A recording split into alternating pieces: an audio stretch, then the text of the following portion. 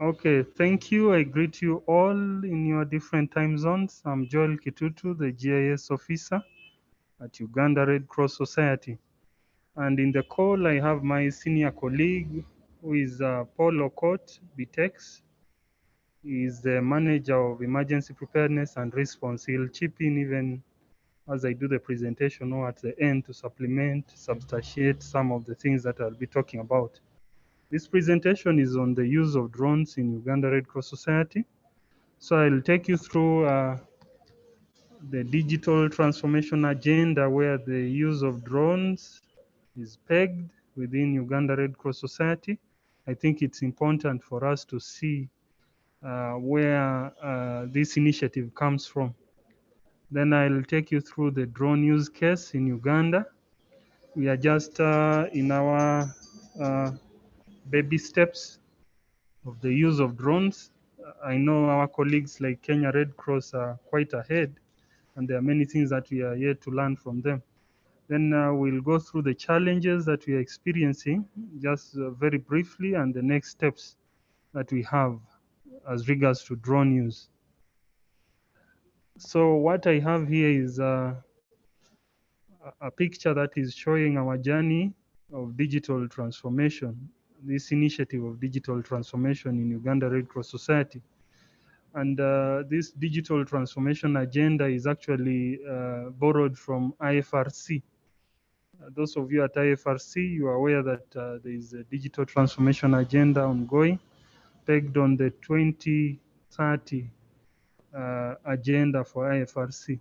The objective in our case is to improve efficiency in delivering of humanitarian services to vulnerable communities. So digital transformation in our case is just simply an enabler for us to achieve this objective. And there is a flagship project that is called Innovative Approaches in Response Preparedness, funded by the Netherlands Red Cross and supported by the 510 team of the Netherlands Red Cross. I think that's why you see a logo in the beginning there, because they are supporting data and digital initiatives within Uganda Red Cross Society. In 2018, we started by building relationships with many of the national data stakeholders, and also gathering a lot of data that was in the secondary sources, archives, and these agencies that deal with data related to disasters and also GIS and remote sensing data. 2019, we have done a lot of capacity building for our staff and volunteers in data literacy, mobile data collection, and we also intend to look at drone use, much as it's a new thing for us. We also want to build capacity in that. But also, most importantly, we are having a draft data responsibility policy, which we started working on in 2019 to guide responsible data use within the humanitarian context in our working.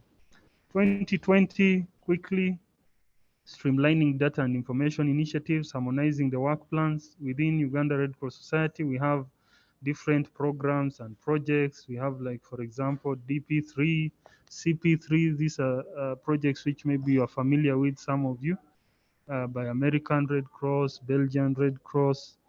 You know, they have data and digital initiatives within them, data readiness, data preparedness aspects. So looking at different projects and programs and trying to harmonize them and formulating and strengthening the data team, even up to branch level, like creating a network of data persons who support, you know, the data and digital initiatives within Uganda Red Cross Society. Quickly in 2021, we are working towards establishing an emergency coordination and operations center with these capabilities of GIS, remote sensing, and also key to this presentation, drone mapping. And we are looking forward to pegging on the 2021-2025 new strategic plan for Uganda Red Cross Society to scale up improvement of data and information management to all the 51 Uganda Red Cross Society branches, embracing more innovation, working with academia on research to enhance decision making through data and digital tools. So why are we developing a digital strategy within our organization? This strategy is 2021-2025. It's just new. And priority initiative for institutional strengthening is what we are looking at. The objective specifically anchored to digital transformation is to improve operational efficiency, outcome being improving service delivery, and in line with the use of drones and these kinds of technology, the strategy is to optimize IT systems across the organization.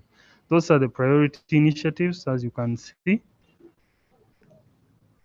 But going specifically to the use of drones within Uganda Red Cross Society, this is a use case.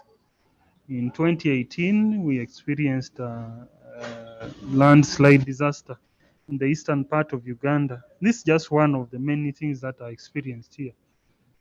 But this is one of the key things that we point out where we use drones. We received information from our communications team, and we made a map of the affected area from secondary data. That was on 11th October 2018. And we made calls to HOT. HOT is Humanitarian OpenStreetMap Team. And also another organization called Map Uganda. We set up a WhatsApp group, shared ideas on how to map the affected area using drones. We did not have a drone at that time, our own. So we were pegging on other stakeholders, these people we work with, the organizations, to see to it that we utilize the collaborations we have with them to be able to use drones to fly in this area and capture the damage to support rapid assessments that were being done there, especially in areas where we will not reach because this was a landslide hit area. Many villages were buried. As you can see on the picture, what you see as yellow is the area that was affected, and those white elements in there or items are actually houses that were either completely washed away or buried by the landslide. We made calls to URCS ground team and got the names of the affected villages, made a request for the villages from Uganda Bureau of Statistics, who are the custodian of that GIS information, the administrative units, and so on. And we were able to, figure out which area most likely is affected. And then we had a meeting with the HOT and Map Uganda team, plus another company called Drone Nerds, under the collaboration of Uganda Flying Labs. We pulled resources for conducting the drone mapping of the affected area. We mapped it, of course, using drones. We flew there some 2 drones and captured some imagery, which we analyzed, and we were able to point out the buildings that are remaining vis-a-vis the buildings that were there from the old images, the satellite imagery. And eventually we were able to come up with figures of the affected houses or households, and also other infrastructure like bridges, as you can see in the picture. That's a culvert somewhere where there was a bridge which was destroyed. So we're able to see all these things and quantitatively say that this was the impact or effect of the landslide, which was coupled with the flood. This is a hilly area. The river burst, but it's a hilly area, so there was a landslide that was triggered from the bursting of the river. This is a team that we worked with down on the ground. We used these Phantom drones, and currently we have Mavic 2 Pro. We're also in the process of acquiring another Mavic to have at least 2 of them as we look forward to acquiring more. So this is what happened. This is just a snapshot of the map that was generated out of the work that we did from the drone imagery. So looking at what we do using our drone, we support rapid assessment. We have ground teams that go and do the work on ground, move on foot, and able to see the impact of these disasters on the ground. And they compile actually reports within 24 hours. So we use the Kobo tool to to capture that record where our emergency teams go to the ground quickly when we receive an alert and are able to relay that data. But we also deploy sometimes the drone to be able to capture what we cannot see from the ground. So if we want to quickly see the extent of damage, especially where we cannot reach, we deploy the drones. We have done this in many districts. We have about 144 districts in Uganda. We have done this in about 25 to 30 hotspot districts in Uganda, the ones that experience floods, landslides, and the kind of hydromet disasters. And eventually, of course, what we generate is information, geoinformation that is used for decision making. Here, what you see is our Secretary General on the left, plus a team from the National Emergency Coordination and Operations Center with the media team, addressing the public and also through the TV, the people who are viewing, on a response that we did based on the data that was collected that informed, this response. On the right, we have the distribution of non-food items to affected communities. So ideally, what we are doing is supporting rapid assessments and also the detailed assessments to be able to come up with data that informs decision making. But beyond that, we are also looking at preparedness, supporting things to do with forecasting. As I mentioned earlier, there is a project called Innovative Approaches to Response Preparedness that is looking at impact-based forecasting, where we use impact data, historical data from previous records.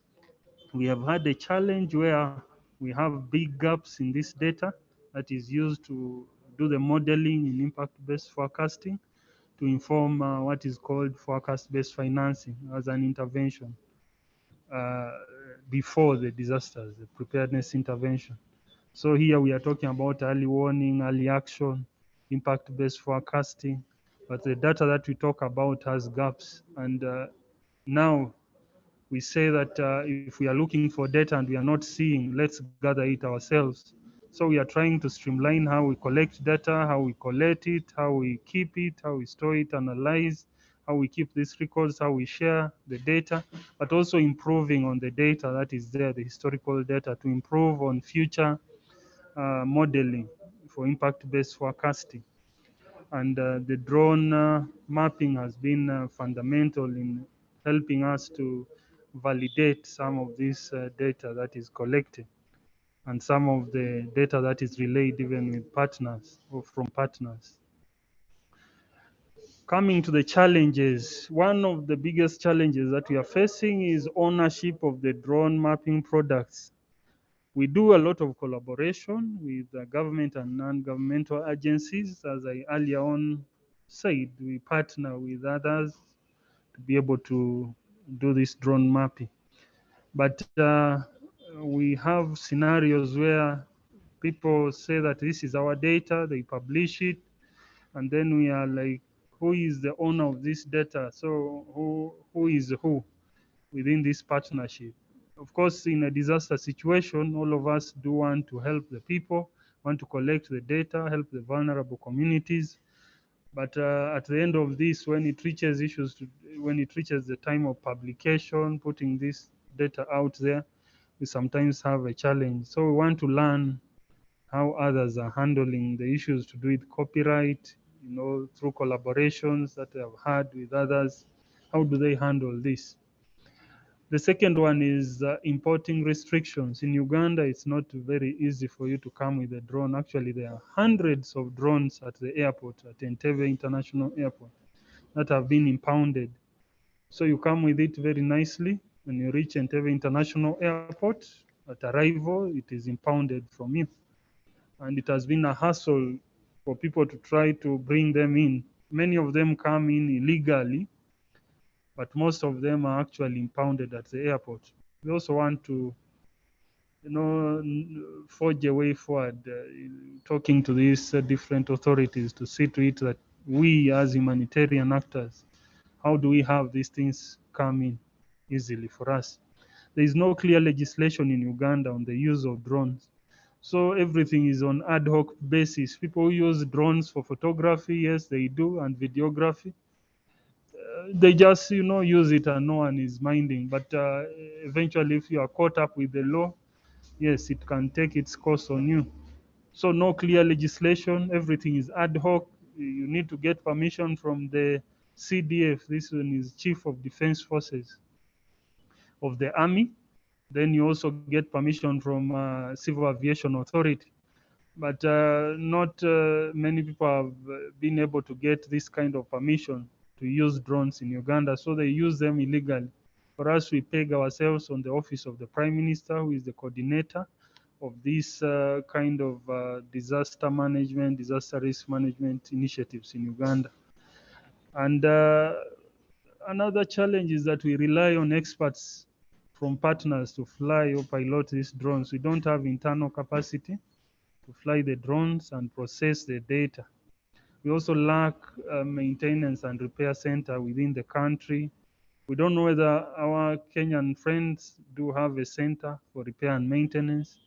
But as far as we know in Uganda and within the region, we are not aware of any center. So this also has to do with increased costs of operation and maintenance. Lastly, the next steps. We intend to do specialized training of internal staff and to retain this staff to fly and process the data which comes from the drones. We also intend to acquire software and hardware to process the data, store and process it. We also are looking forward to finding a mechanism of authorization to independently fly these drones, to not completely rely on the collaboration and partnerships and the courtesy that we have with like Office of the Prime Minister. We want clear authorization. So we are looking forward to acquiring this kind of authorization even as we wait for official legislation to be put in place to allow the use and regulation of the use of drones.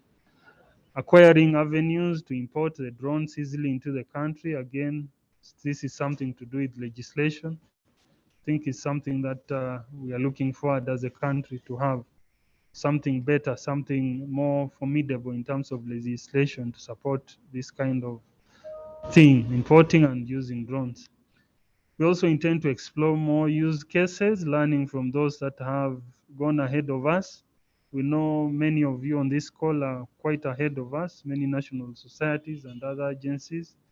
We intend to reach out to you, to learn from you, so that we can also move a step higher. Lastly, we intend to lobby for more funding to come through digital transformation to come into these drone mapping initiatives and the use of drones.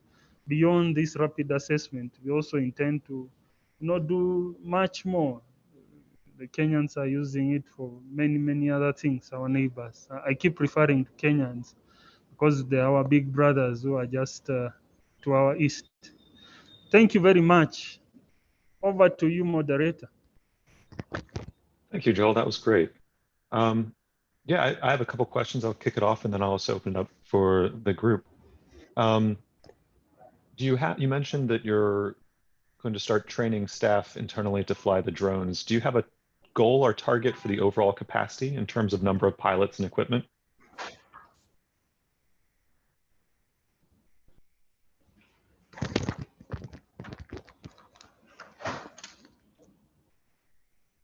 Sorry, I did not get you well. Maybe it was a network problem. I request you to repeat the question. Yeah, so I was just wondering if you have a goal or a target for the overall capacity. How many pilots and how many drones would you like to see have in your society? Yeah, thank you. We do not currently have specific targets like how many drones we would like to acquire. We are currently doing a digital maturity assessment where we are going to factor in these things within our roadmap. So we have a 1-year roadmap and also 5-year roadmap where we are going to set these things. We are in that very process where we are going to definitively have these figures and also budget estimates. How many people do we intend to train within 1 year and 5 years as we build capacity? And how many drones are we going to acquire as part of, you know, the things that we are looking forward to acquiring or building in terms of capacity. Does the data responsibility policy mention specifically drone imagery?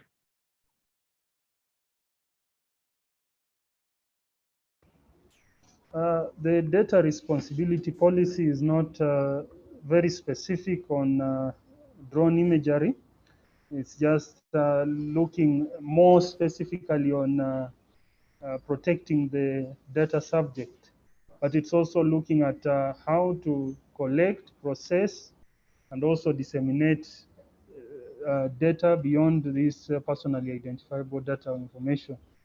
Beyond that, also any other data that is collected within our working, how to responsibly handle it. So it's not specific. There is no mention of drone imagery or what, but that's something that we are working on. It's just a draft. So we can see if there is need to, you know, be specific on some of this data that we are talking about, including drone imagery. For the ownership of drone mapping projects, I would be curious, maybe if people want to share their experiences with that, or the need for like agreements in advance. I know that like if imagery is going to be used in OpenStreetMap, the imagery needs to have a compatible license or have an exception for that use, kind of like how Maxar lets their satellite imagery be used for tracing in OpenStreetMap.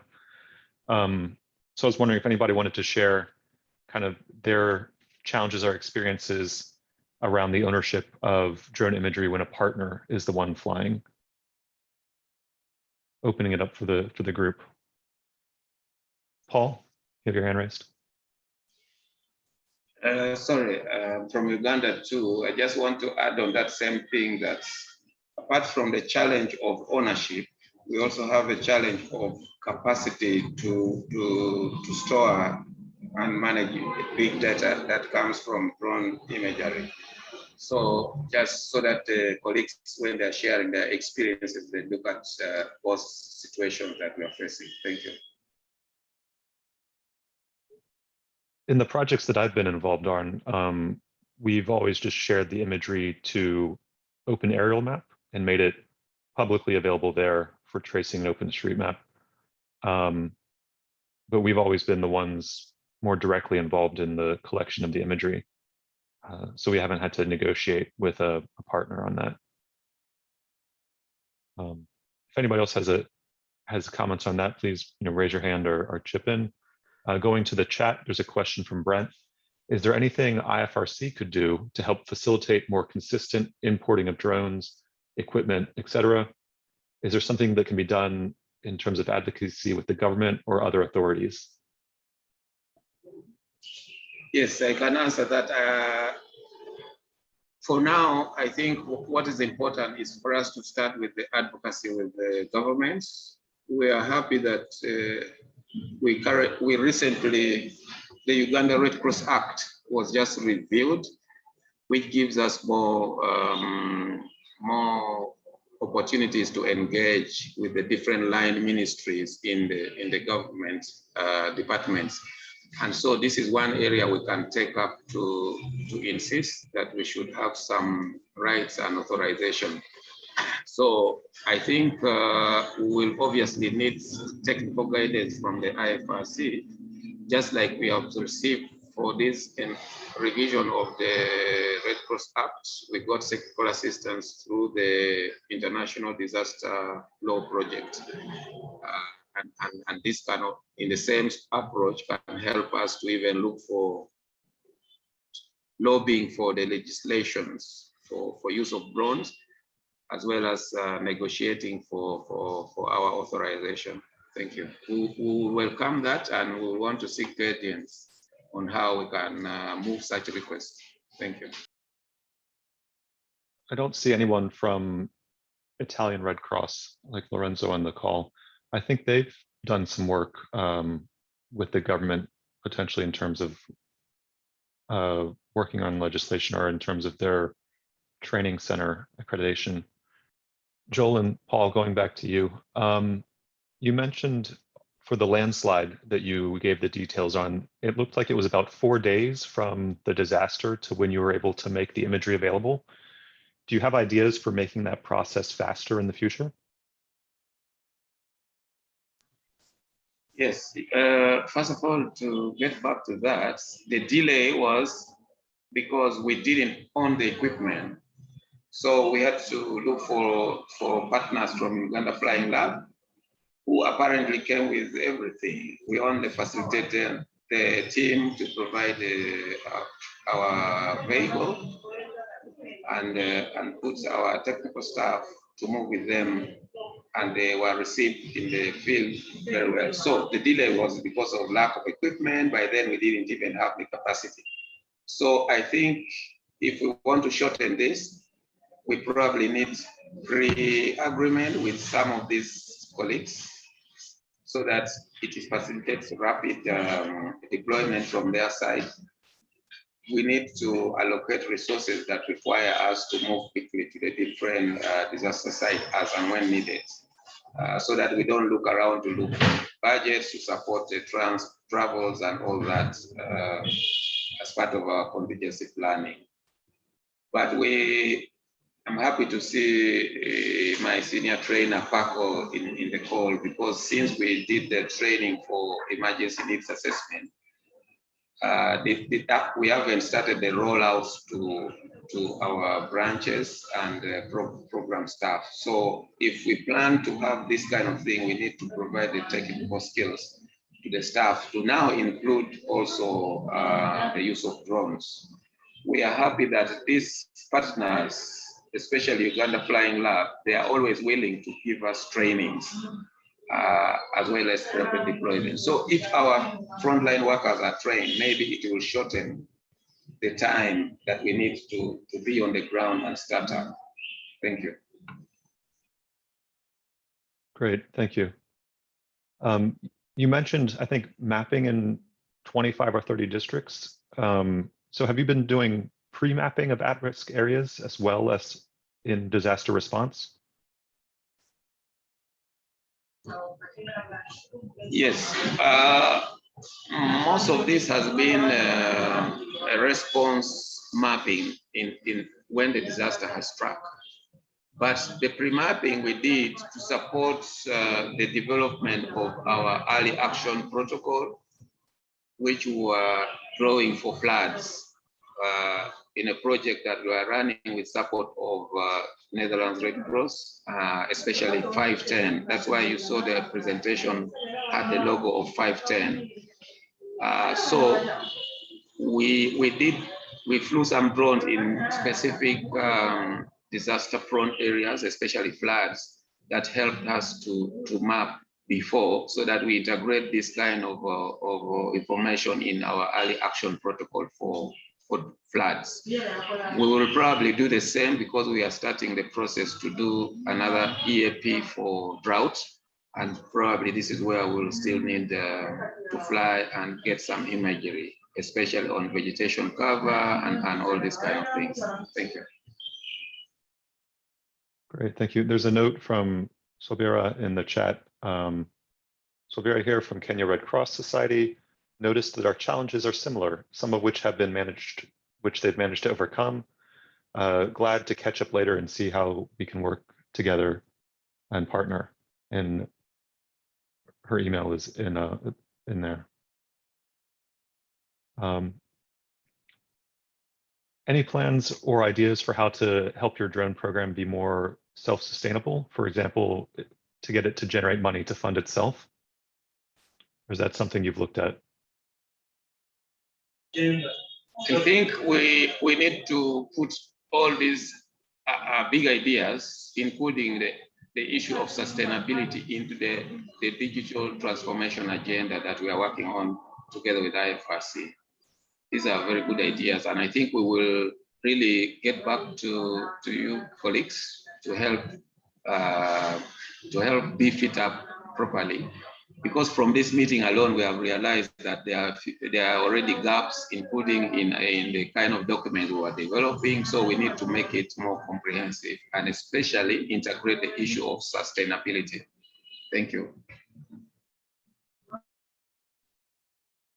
just out of curiosity, how long did it take to develop the 2021 to 2025 strategic plan?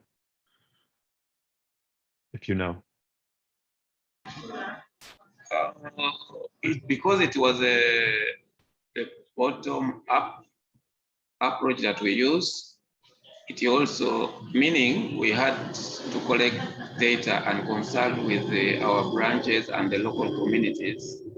But we also consulted with the partners as well as government departments, humanitarian partners, to guide us on where they see us, where they want to see us grow and what does the future look like in humanitarian work. So because of that wider consultative process, the final product, I think, came out after around 6 months.